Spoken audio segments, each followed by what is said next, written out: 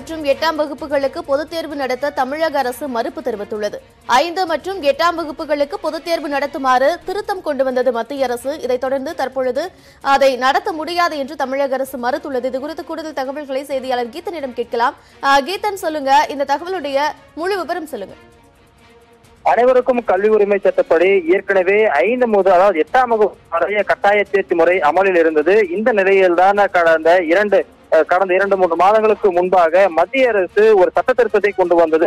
அனைவருக்கும் கல்வி உரிமை சட்டத்தில் 5ஆம் வகுப்பு முதல் 8ஆம் வகுப்பிற்கு பொதுத் தேர்வு கொண்டு வருவது எனவும் அவர்களுக்கு கட்டாய அந்த தேர்ச்சி முறை என்பதை ரத்து செய்யவும் மத்திய அரசு முடிவு செய்து அதற்கான திருத்தத்தை கொண்டு வந்தது.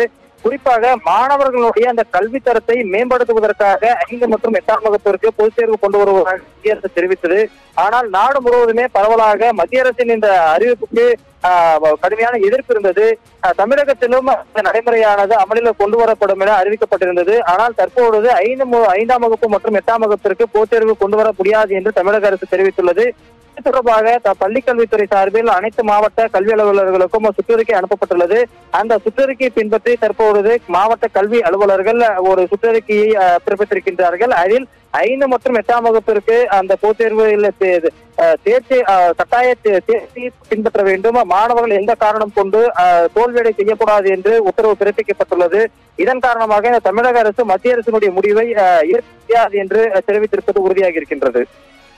கல்வி உரிமை சட்டத்தில் கொண்டுவரப்பட்ட திருத்தத்தை ஏற்க தமிழக அரசு தற்பொழுது மறுத்துள்ளது. 5, 8 ஆகிய வகுப்புகளுக்கு பொதுத் தேர்வு நடத்துமாறு மத்திய அரசு அதில் திருத்தம் கொண்டு வந்திருந்தது.